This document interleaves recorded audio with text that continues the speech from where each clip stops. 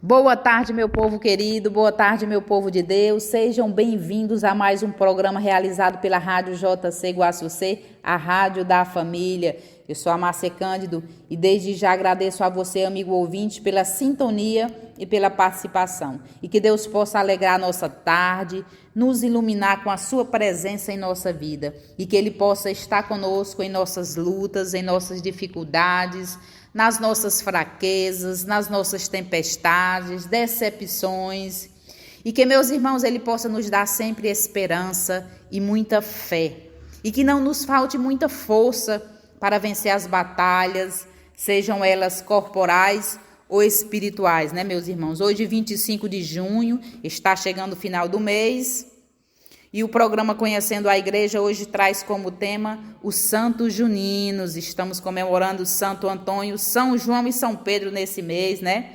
E eu queria pegar a oportunidade para agradecer a comunidade de Jurema. Aquela comunidade esteve festejando o Sagrado Coração de Jesus e nós, do Apostolado da Oração, assim como toda a comunidade, foi convidada a participar dessa festa.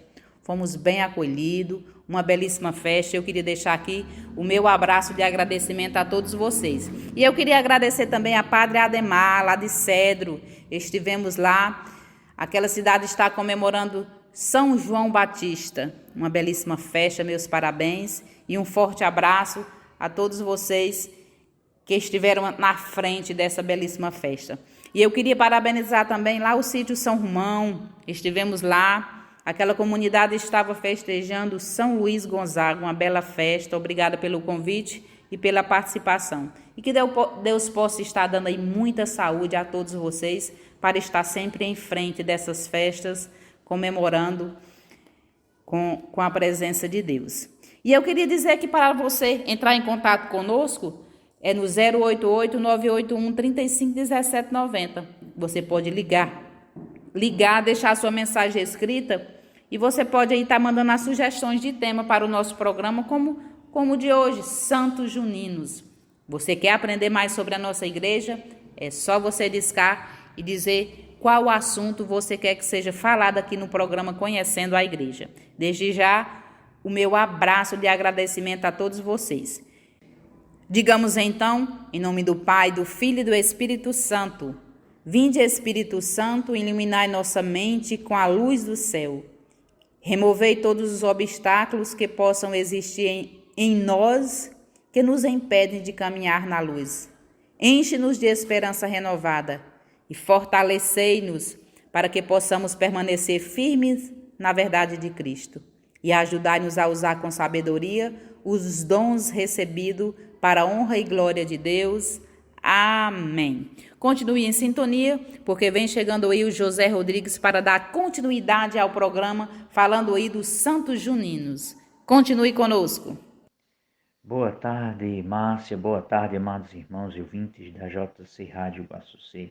Eu sou José Rodrigues e este é o programa Conhecendo a Igreja, que tem como tema hoje os Santos Juninos, os santos que nós celebramos neste mês de junho, pelo menos aqueles mais conhecidos, e hoje nós vamos ver alguns deles, vamos ver São José Maria Escrivá, São José Maria Escrivá, um grande santo espanhol, São Luís de Gonzaga, Santo Antônio de Pádua,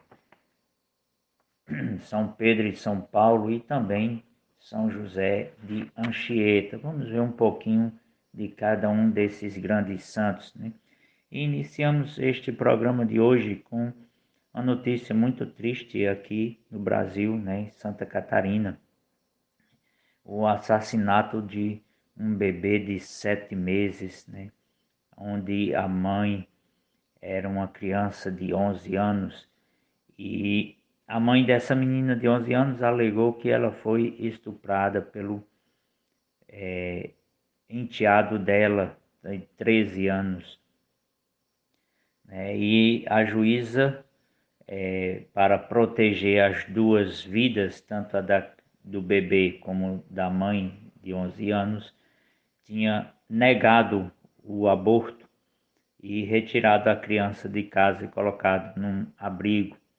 Mas devido à grande pressão da mídia e tudo, e organismos que desejam o assassinato de crianças, o sacrifício de crianças a Moloque, né, aqueles movimentos pró-morte que alegam direito à vida do corpo da mãe, né, eles conseguiram com que essa juíza fosse afastada do caso. E a nova juíza que assumiu o caso acabou por liberando o hospital em Santa Catarina para fazer o aborto. É uma notícia muito triste. É aquilo que Deus condenou, né? O sacrifício de crianças a Moloque, ao demônio Moloque. Ainda hoje há gente que deseja realizar. Mas também temos uma grande notícia, né? Ontem celebramos o Sagrado Coração de Jesus e nos chega a notícia de que nos Estados Unidos a Suprema Corte revogou uma lei que legalizava o assassinato de crianças no ventre da mãe, né? Fazendo assim um movimento reverso, né? Resguardando o direito à vida, né? Um direito tão sagrado para Deus. Então, nos Estados Unidos houve esta vitória da vida.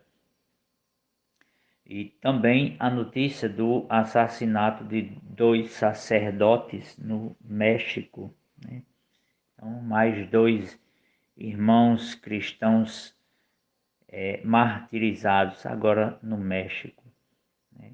A gente se solidariza, mas também se alegra porque nasceram 2 santos para a vida, né? 2 mártires para a igreja, e nós sabemos que o sangue dos mártires é semente para novos cristãos. Foi assim que a igreja cresceu. E também é um motivo para celebrar um documentário sobre a Eucaristia, que aqui no Brasil estreou antes do dia de Corpus Christi, na quarta-feira, acho que foi na quarta-feira no cinema. Foi uma única apresentação e ficou entre os 4 primeiros de bilheteria, perdendo apenas para alguns filmes de Hollywood. É um documentário que vai falar sobre o poder da Eucaristia, da adoração a Jesus sacramentado, e vai retornar agora, vai ter mais apresentações. Então, se você tem a oportunidade de ir aos cinemas, veja este grande filme documentário vivo sobre a Eucaristia, sobre a presença de Jesus real e verdadeira na Eucaristia. Então, como base para o tema de hoje, temos textos retirados do site da editora Cleofas e também do site da Canção Nova. Então, vamos iniciar com São José Maria Escrivá de Balaguer, um santo que tinha muita devoção a Santa Teresa de Ávila, doutora da Igreja.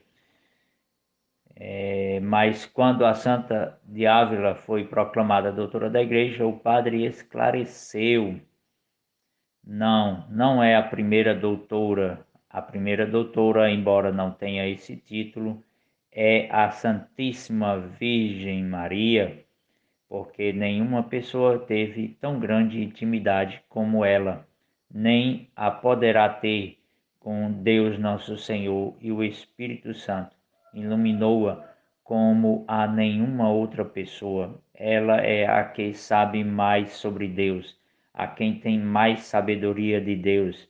E como nós percebemos nesta frase, grande devoto da mãezinha, né, da Virgem Maria, também era devoto dos santos anjos e do anjo da guarda, né?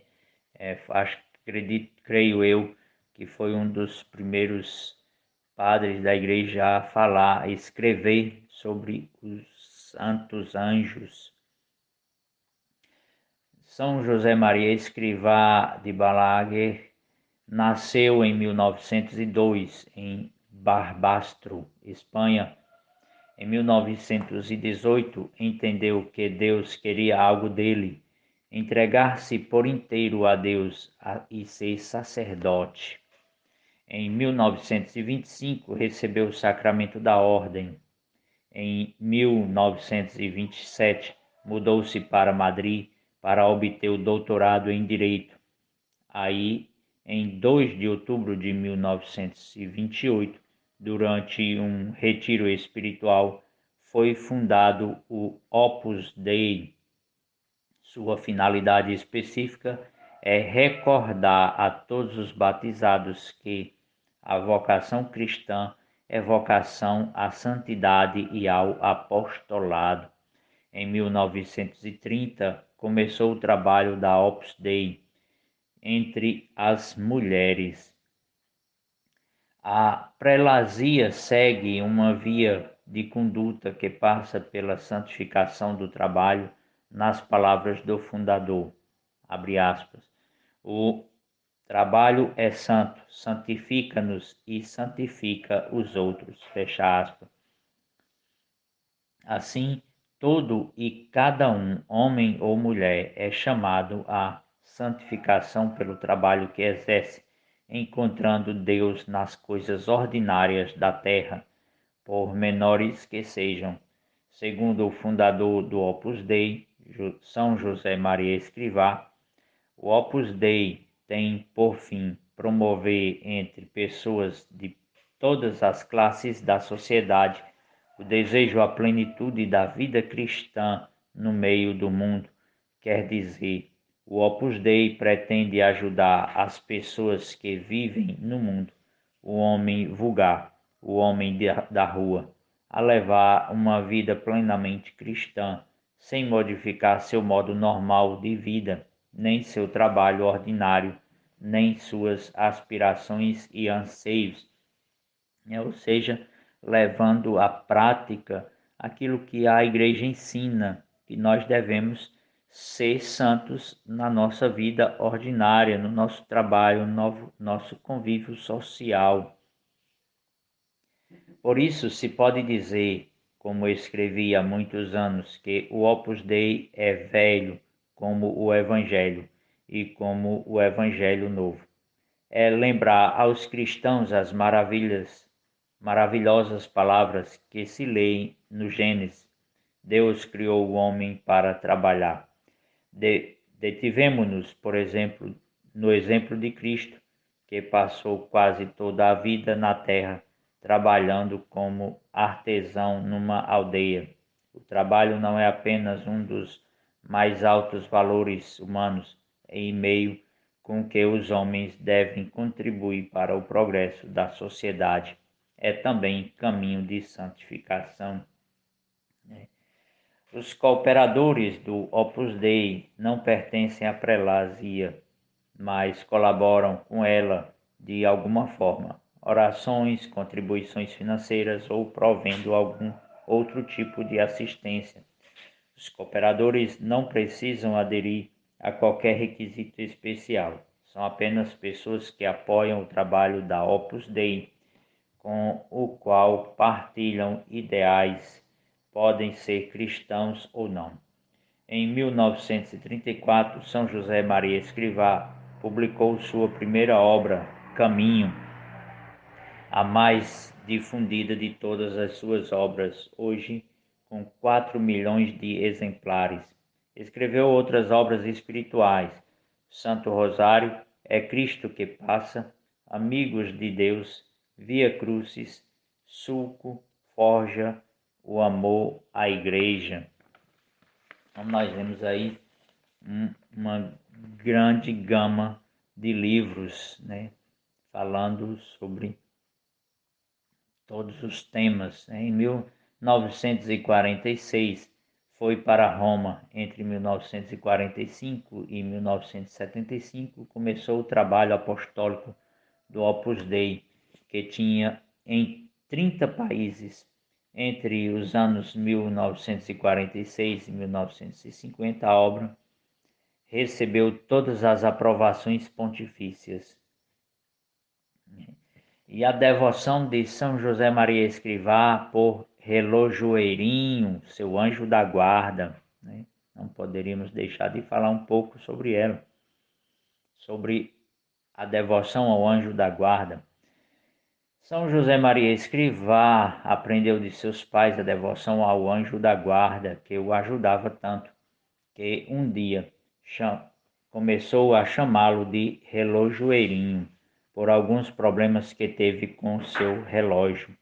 São José Maria Escrivá, já como sacerdote, contou que um dia seu relógio de bolso parou e, como estava passando por uma situação econômica muito difícil, falou com o Senhor. Sugeri-lhe que o meu anjo da guarda, a quem deu mais talento que a todos os relojoeiros, consertasse o meu relógio.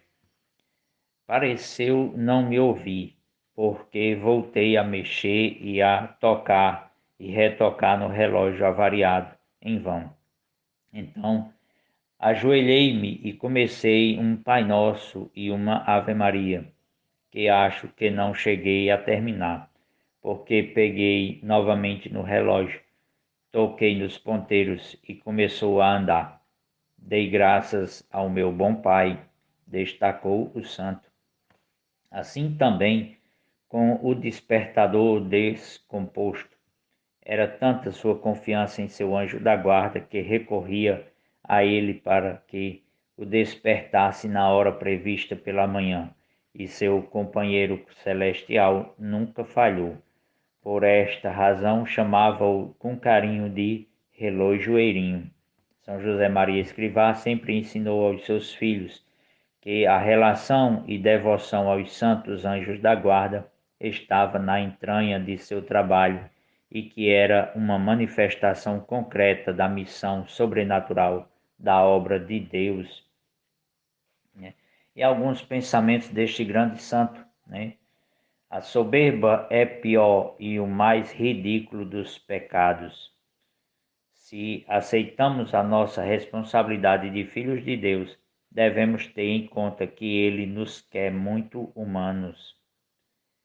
Cada alma é uma obra-prima de Deus. A melhor caridade consiste em exceder-se generosamente na justiça. O primeiro passo da prudência é o reconhecimento das nossas limitações, a virtude da humildade. Aquele que não se sabe filho de Deus desconhece a sua verdade mais íntima. Então, aí alguns dos pensamentos, né, deste grande santo da nossa igreja. Isso aqui é só apenas assim uma gotinha de mel para que nós possamos pesquisar cada vez mais sobre a vida desses santos, que foi um presente de Deus na igreja. E agora vamos falar um pouco do apóstolo do Brasil, jesuíta, São José de Anchieta, patrono dos catequistas, e é um santo, infelizmente, muito pouco conhecido aqui no Brasil, né? Tinha grande devoção à Imaculada Virgem Maria e também ao Sagrado Coração de Jesus. Anchieta nasceu em São Cristóvão, Tenerife, numa ilha do arquipélago das Canárias, Espanha, também outro. A 19 de março de 1534, no dia de São José. Por isso recebeu o nome de José de Anchieta. Era de uma família rica e cristã. Seu pai, Juan Lopes de Anchieta, era do País Basco e se mudou para as Canárias, porque tomou parte na revolta dos comuneiros, feita contra o imperador espanhol Carlos V, e foi condenado à morte. Foi salvo da morte por intercessão de um parente militar, o capitão espanhol Santo Inácio de Loyola. Eita, que parente bom esse, hein? Santo Inácio de Loyola, uma família de santos, hein? fundador da Companhia de Jesus. Sua mãe foi Dona Mência Dias de Clavijo e Larena. Seu avô havia sido um dos conquistadores espanhóis. A vida religiosa de Anchieta começou após uma missa na igreja da Imaculada Conceição de Tenerife, onde, com 10 anos de idade, ele já guardava o desejo de entregar-se todo à caridade e renunciar às coisas desse mundo para servir aos mais necessitados. Aos 14 anos, Anchieta iniciou seus estudos na famosa Universidade de Coimbra, criada pela Igreja, no Colégio de Artes em Coimbra, onde esteve durante 5 anos. Recebeu boa formação filosófica e literária e estudou o latim. Nessa época, ajudava os padres na celebração da missa, até 5 missas em jejum. Apesar de seu entusiasmo, o noviço Anchieta tinha uma saúde muito frágil por conta de um sério problema na coluna, devido à tuberculose óssea. O rapaz chegou a supor que jamais poderia ser jesuíta. Por aquela época, liam-se na Universidade de Coimbra as cartas de São Francisco Xavier, jesuíta e amigo de Santo Inácio de Loyola, evangelizador na China e no Japão, e que traziam também insistentes apelos aos jovens estudantes das universidades europeias para se tornarem missionários. Profundamente impressionado com o que São Francisco Xavier dizia acerca das carências de tantos povos e países e desejando seguir um exemplo tão eloquente de dedicação à glória de Deus e ao bem dos homens, São José de Anchieta resolveu ingressar para a Companhia de Jesus. Queria ser missionário e, graças à intercessão da nossa Mãe Imaculada Aparecida, veio para o Brasil. Então, aos 17 anos de idade, ingressou na Companhia de Jesus em 1º de maio de 1551, fundada por Santo Inácio de Loyola. Em 1539, seu contemporâneo e parente. Nessa idade, ainda estudante, fez seu voto particular de castidade diante do altar de Nossa Senhora na Catedral de Coimbra e decidiu dedicar-se ao serviço de Deus. Adoeceu seriamente no noviciado. Já neste tempo rezava horas seguidas, ajoelhado e em êxtase, esquecido do mundo. Sentia dores na coluna, mas a dor que mais sentia era uma nostalgia do céu. Era a de não ter um coração mais largo para conter seu amor às coisas de Deus. Então, jovem, cheio de vida, inteligente, alegre por natureza, de coração aberto e amado por todos, brilhante nos estudos na Universidade de Coimbra, José de Anchieta soube granjear a simpatia de seus colegas, que gostavam de ouvi-lo recitar. Por causa de seu timbre de voz, chamavam-no Canarinho, lembrando assim o canto dos pássaros de sua ilha natal, Tenerife, nas Canárias. Anchieta chegou a Salvador, Bahia, a 13 de julho. Chegou à Bahia a 13 de julho de 1553, vindo na armada do segundo governador-geral do Brasil, Dom Duarte da Costa, com outros 6 companheiros, sob a chefia do padre Luís da Gran. A cidade ainda não existia, havia apenas alguns aglomerados de índios. Veio com o único objetivo de conduzir esses a Cristo, transmitir-lhes a vida de filhos de Deus, destinados à vida eterna. Veio sem exigir nada para si, pelo contrário, disposto a dar a sua vida por eles. Em seguida foi para o Colégio Jesuíta de São Vicente e em 1554 fundou a cidade de São Paulo no dia 25 de janeiro de 1554, no Planalto de Piratininga, onde ficou por 10 anos. foi defensor dos índios, aprendeu e organizou a gramática Guarani, né? Então, a língua dos índios. Se hoje nós temos uma gramática, graças a este santo, grandes milagres, né, em êxtase, escreveu um grande poema na praia quando estava cativo de uma tribo indígena. Então, um grande santo, devoto da Imaculada, e uma bênção para a igreja. Agora é tempo de um pequeno intervalo, meus amados irmãos, e já retornamos. Já retornamos, amados irmãos, como disse, tempo de um pequeno intervalo, beber uma água. E já vimos e falamos de dois grandes santos da nossa igreja, São José Maria Escrivá e São José de Anchieta. Dois grandes santos, devotos da Imaculada Virgem Maria e do Sagrado Coração de Jesus. E agora vamos falar de São Luís de Gonzaga, que tinha também uma grande devoção da Imaculada Virgem Maria. São Luís de Gonzaga nasceu no dia 9 de março de 1568, em Mantua, Itália. Seu pai, Ferrante Gonzaga Marquês de Castiglione delle Stiviere e irmão do Duque de Mantua, gostaria que seu primogênito seguisse seus passos de soldado e comandante no exército imperial. Com apenas 5 anos de idade, ele já vestia uma couraça com escudo, capacete, cinturão e espada, e marchava atrás do exército do pai, aprendendo o uso das armas com os rudes soldados.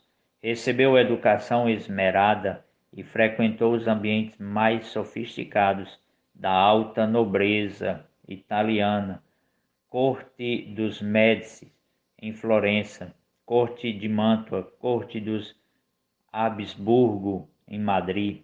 Mas aquele menino daria fama à família Gonzaga com armas totalmente diferentes, e quando foi enviado a Florença, na qualidade de pajem do Grão-Duque de Toscana, aos 10 anos de idade, Luís imprimiu em sua própria vida uma direção bem definida, voltando-se à perpétua virgindade, a um voto de castidade, assim como São José de Anchieta, né? Só que este, um jovem, né, a partir dos 10 anos já faz um voto de castidade, de virgindade perpétua. Em sua viagem para a Espanha, onde ficou alguns anos como pajem do infante Dom Diego, serviu-lhe para estudo da filosofia na Universidade de Alcalá de Henares e a leitura de livros devotos. Após ter recebido a primeira comunhão das mãos de São Carlos Borromeu, decidiu, para surpresa de todos, pela vida religiosa, entrando na Companhia de Jesus, um outro jesuíta, né? Ou companhia que nos dá santo, né? Derrubando por terra os interesses nele depositados pelo seu pai, que o despachou para as cortes de Ferrara, Parma e Turim. Mais tarde, São Luís Gonzaga escreveu: também os príncipes são pó como os pobres, talvez cinza mais fedidas.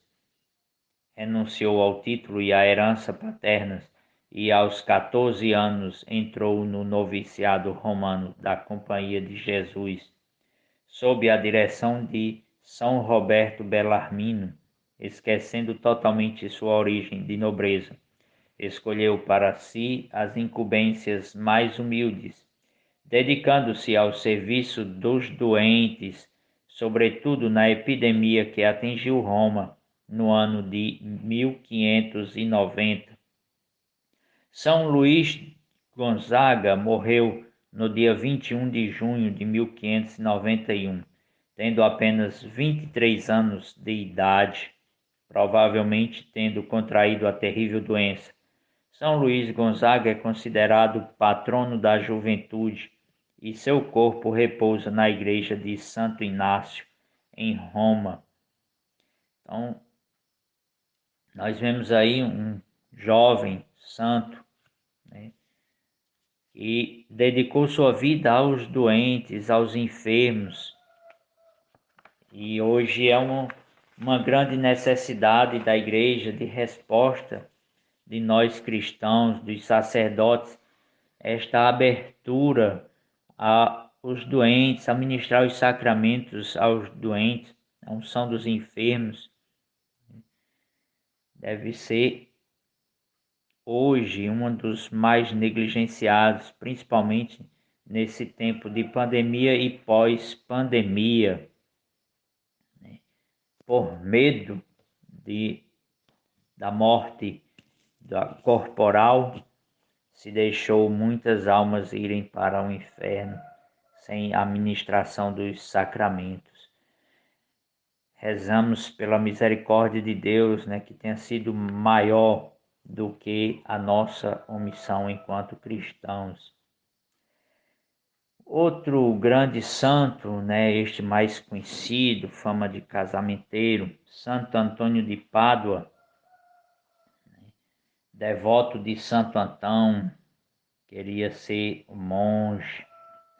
Então, o ano de 1195 viu nascer um dos mais populares santos da Igreja de Cristo, tendo sido Lisboa, sua cidade natal. Martinho de Bulhões e Teresa Taveira eram de famílias ilustres, mas a maior glória deles foi uma profunda fé que souberam transmitir ao filho. Este, na pia batismal, recebeu o nome de Fernando, tornando-se a glória desta piedosa família. Após uma santa infância, aos 15 anos, se dirigiu ao convento dos cônegos de Santo Agostinho, nas proximidades de Lisboa. Aí ficou 2 anos e alguns meses. Eram muitas as visitas que recebia de seus parentes e resolveu então pedir a transferência para o mosteiro de Santa Cruz de Coimbra. Com isso entrou em contato com frades franciscanos, hóspedes neste convento. Estes frades acabaram sendo martirizados em Marrocos e seus restos mortais vieram para Coimbra, onde então morava o rei de Portugal. Fernando pôde então contemplar os corpos daqueles heróis de Cristo. Isto o tocou tanto que ele resolveu se fazer franciscano. Foi para o convento de Olivais, onde adotou o nome de Antônio. Seu desejo era pregar o evangelho em terra de missões. Após o curto noviciado, foi para Marrocos. Aí adoeceu e, resignado, teve que voltar para Portugal. Em 1221, se daria o capítulo da Ordem Franciscana, isto é, a assembleia na qual compareceram cerca de 3.000 frades, e foi lá que Antônio esteve pela primeira vez com São Francisco em Assis, ainda mal conhecido dos franciscanos. Foi trabalhar num pequeno eremitério em Portugal. Nele permaneceu numa vida de oração por 9 meses. Houve então na cidade de Forli ordenações sacerdotais e pediram a Antônio para fazer o sermão de improviso. Todos ficaram deslumbrados. Era o início de sua missão de pregador no sul da França e na Itália. Até hoje seus sermões são lidos e estudados. Foi em Montpellier que se deu o fato que fez Santo Antônio ser invocado como protetor das causas perdidas. Um noviço que resolvera sair da ordem franciscana levou consigo o livro de Salmos, com comentários escritos por Antônio. Este passou a rezar para que o larápio lhe devolvesse a preciosa obra. Arrependido, este voltou e devolveu o livro. Deixou Antônio a França com a fama de taumaturgo, martelo dos hereges, terror dos demônios, trombeta do evangelho. Então são grandes adjetivos, meus amados irmãos, né? Martelo dos hereges, terror dos demônios, trombeta do evangelho. Então, grandes milagres aconteceram enquanto ele pregava o evangelho. Veio trabalhar na Itália, pregando por toda parte em 1227.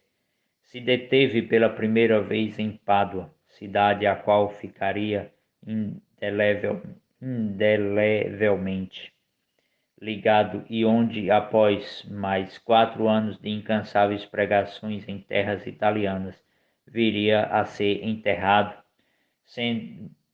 tendo morrido a 13 de junho. Tão grande era a fama de seus prodígios que 11 meses depois de sua morte foi canonizado pelo Papa Gregório IX. Em 1263, quando seu corpo foi exumado, sua língua estava intacta e até hoje, numa redoma, é venerada por paduenses e milhares de peregrinos. Então, tem uma parte do seu corpo incorrupta, né? A língua que tão bem pregou o Evangelho. É o fato de, em certa ocasião, a sua intercessão, uma jovem ter conseguido fazer um ótimo casamento, deu ao santo a fama de casamenteiro. Então, meus amados irmãos, mais um grande santo, temos grandes milagres atribuídos a este santo, né? Multiplicação de pães, um dia pregando na cidade, os hereges não quiseram ouvir a sua pregação e ele foi para a margem do mar e os peixes vieram para ouvir a sua pregação. Tinha o dom de bilocação e num dessas bilocações foi defender o seu pai, que injustamente tinha sido acusado e ia ser condenado à morte por assassinato. E ele, diante do corpo do morto, intercedeu e fez com que o morto se levantasse do caixão e declarasse que o seu pai era inocente. Então, um grande milagre, né? Bilocação, entre outros tantos dons e milagres atribuídos a este grande santo da nossa igreja. E, por fim, as colunas da nossa igreja, São Pedro e São Paulo. Não poderíamos deixar de falar um pouco sobre a festa desses dois grandes santos, São Pedro e São Paulo, as colunas da Igreja Católica. A solenidade de São Pedro e de São Paulo é uma das mais antigas da Igreja, sendo anterior até mesmo à comemoração do Natal, já no século IV. Havia a tradição de, neste dia, celebrar 3 missas, a primeira na Basílica de São Pedro, no Vaticano, a segunda na Basílica de São Paulo, fora dos muros, e a terceira nas catacumbas de São Sebastião, onde as relíquias dos apóstolos ficaram escondidas para fugir da profanação nos tempos difíceis. E mais, depois da Virgem Santíssima e de São João Batista, Pedro e Paulo são os santos que têm mais datas comemorativas no ano litúrgico. Além do tradicional 29 de junho, a 25 de janeiro, quando celebramos a conversão de São Paulo, 22 de fevereiro, quando temos a festa da Cátedra de São Pedro, e 18 de novembro, reservado à dedicação das basílicas de São Pedro e São Paulo. Antigamente, julgava-se que o martírio dos dois apóstolos tinha ocorrido no mesmo dia e ano, que se seria a data que hoje comemoramos. Porém, o martírio de ambos deve ter ocorrido em ocasiões diferentes, com São Pedro crucificado de cabeça para baixo na colina Vaticana e Paulo decapitado nas chamadas Três Fontes, mas não há certeza quanto ao dia, nem quanto ao ano desses martírios. A morte de Pedro poderia ter ocorrido em 64, ano em que milhares de cristãos foram sacrificados após o incêndio de Roma, enquanto a de Paulo no ano 67. Mas com certeza o martírio deles aconteceu em Roma durante a perseguição de Nero. Há outras raízes ainda envolvendo a data. A festa seria cristianizada.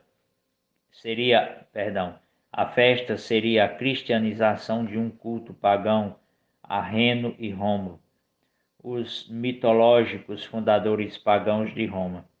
São Pedro e São Paulo não fundaram a cidade, mas são considerados os pais de Roma, embora não tenham sido os primeiros a pregar na capital do império. Com seu sangue fundaram a Roma cristã. Os dois são considerados os pilares que sustentam a Igreja, tanto por sua fé e pregação como pelo ardor e zelo missionários, sendo glorificados com a coroa do martírio no final como testemunhas do Mestre. São Pedro é o apóstolo que Jesus Cristo escolheu e investiu da dignidade de ser o primeiro Papa da Igreja. A ele Jesus disse: Tu és Pedro, e sobre esta pedra fundarei a minha Igreja. São Pedro é o pastor do rebanho santo. É na sua pessoa e nos seus sucessores que temos o sinal visível da unidade e da comunhão na fé e na caridade. São Paulo foi arrebatado para o colégio apostólico de Jesus Cristo na estrada de Damasco, como um instrumento eleito para levar o seu nome diante dos povos. É o maior missionário de todos os tempos, o advogado dos pagãos, o apóstolo dos gentios. São Pedro e São Paulo juntos fizeram ressoar a mensagem do Evangelho no mundo inteiro e o farão para todo sempre, porque assim quer o Mestre. Então, é um pouquinho, meus amados irmãos, apenas um pouquinho da grandiosidade da nossa igreja, dos santos, da nossa igreja.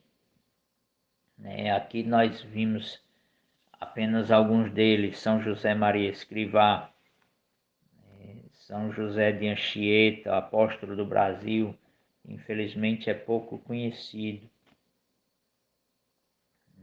No Brasil, Santo Antônio de Pádua, São Luís de Gonzaga e também São Pedro e São Paulo.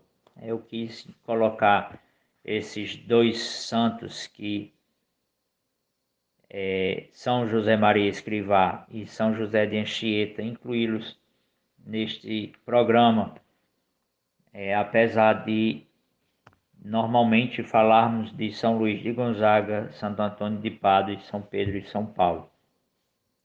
Falamos um pouco de cada um, uma pontinha para nos deixar assim com vontade de conhecer mais sobre a sua vida, sobre os seus escritos, no caso de São José Maria Escrivá, que tem uma obra incrível de escritos ricos, que nos eleva a alma, e de todos esses outros santos, São José de Anchieta, que tanto defendeu os índios no Brasil, e grande devoto da Imaculada Virgem Maria, de Nossa Senhora, e estes outros grandes santos. Então, o Evangelho de hoje, o Evangelho de São Lucas, os pais de Jesus iam todos os anos a Jerusalém para a festa da Páscoa. Quando ele completou 12 anos, subiram para a festa como de costume. Passados os dias da Páscoa, começaram a viagem de volta, mas o menino Jesus ficou em Jerusalém, sem que seus pais o notassem. Pensando que ele estivesse na caravana, caminharam um dia inteiro. Depois começaram a procurá-lo entre os parentes e conhecidos. Não o tendo encontrado, voltaram para Jerusalém à sua procura. 3 dias depois o encontraram no templo. Estava sentado no meio dos mestres, escutando e fazendo perguntas. Todos os que ouviam o menino estavam maravilhados com sua inteligência e suas respostas. Ao vê-lo, seus pais ficaram muito admirados, e sua mãe lhe disse: Meu filho, por que agiste assim conosco? Olha que teu pai e eu estávamos angustiados à tua procura. Jesus respondeu: Por que me procuráveis? Não sabeis que devo estar na casa de meu pai? Eles, porém, não compreenderam as palavras que lhes dissera. Jesus desceu então com seus pais para Nazaré e era-lhes obediente. Sua mãe, porém, conservava no coração todas essas coisas. Palavra da nossa salvação. Então, meus amados irmãos, aqui somente alguns pontos, assim, a ressaltar. Jesus ficou 3 dias, então já aí uma menção à sua morte e ressurreição, o tempo de morte e ressurreição. É o tempo que os pais pensaram que tinham perdido, e o reencontro, ou seja, a ressurreição, o reencontro com Jesus no templo, a importância, do conhecimento da palavra. Jesus, aos 12 anos, como todo judeu, tinha que recitar a Torá, tinha que saber de cor. Como seria muito bom se hoje nós, pais, pudéssemos incentivar e ensinar, no mínimo, os mandamentos da lei de Deus, os 10, os 5 mandamentos da igreja, os 7 sacramentos, para que nossos filhos pudessem recitá-los na ponta da língua. E também aqui já no finalzinho do Evangelho, onde Maria, sua mãe, conservava no coração todas essas coisas, ou seja, Maria meditava no que Jesus falava, no que Jesus pregava, Então, que nós possamos, assim, meditar o Evangelho de nosso Senhor Jesus Cristo através da vida dos santos, porque é conhecendo a vida dos santos que nós vamos realmente entender um pouco o que é viver o Evangelho de nosso Senhor Jesus Cristo. Defender a vida, Senti muita falta, não vi nesses dias uma nota sequer da CNBB condenando o crime de assassinato de crianças, de bebês, que o que deve ser punido é o estuprador, não a vítima. Essa criança, tanto a mãe de 11 anos como o bebê que foi assassinado, são vítimas. É justificar um crime com outro, meus amados irmãos. E isso não deve acontecer na nossa cabeça, principalmente na nossa mentalidade, que é onde a gente concebe as maiores atrocidades. Rezemos esta Ave Maria por esta criança assassinada, por esta criança mãe de 11 anos que vai ter que conviver e aprender a conviver com este trauma do assassinato do seu filho no ventre. E também pela igreja, por esses bispos, para que se levantem, acordem dessa inércia, que Jesus possa dizer, como disse para Lázaro, vem para fora, e ele se levanta em defesa da igreja, em defesa da vida, em defesa do Evangelho de nosso Senhor Jesus Cristo. Também pelo Papa Bento XVI, pelo Papa Francisco. Ave Maria, cheia de graça, o Senhor é convosco. Bendita sois vós entre as mulheres, Bendito é o fruto do vosso ventre, Jesus. Santa Maria, Mãe de Deus, rogai por nós, pecadores, agora e na hora de nossa morte. Amém. Viva Cristo Rei, viva a Imaculada Conceição da Virgem Maria. Paz, Senhor, paz, Jesus. Paz a todos nós. Bom, meus queridos ouvintes, chegamos ao final do nosso programa e eu convidar você a rezarmos juntos, pedindo a Deus por todo mundo, pelos que sofrem por falta de alimento, de moradia, pelos que sofrem com enchentes, perderam suas casas, seus entes queridos, por todas aquelas pessoas que ficaram desabrigadas, pelos que sofrem com luto, pela perda de sua família, pelo fim da guerra, pelo fim dessa pandemia que continua a aumentar e as pessoas sem consciência continuam a circular mesmo sabendo que estão infectadas, e por cada um de nós, para que sejamos firmes na nossa fé.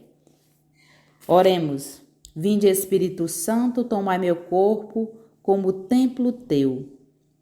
Dai-me profundo amor ao coração de Jesus, a fim de servi-lo de todo o coração e com toda a minha alma e com todas as minhas forças. Ó Espírito Santo de amor, dai-me a rica medida de tua graça eficaz. Dai-me a plenitude de todas as virtudes e aumentai-me a fé. Fortalecei a minha esperança, aumentai-me a confiança e inflama meu amor. Concedei-me os teus dons, teus frutos e bem-aventurança. Santíssima Trindade, que minha alma seja teu templo. Amém. Um forte abraço, queridos ouvintes, e até no próximo sábado, se assim Deus nos permitir. Continue ligadinho, porque na sequência tem Hora da Misericórdia com o Padre Reginaldo Manzotti.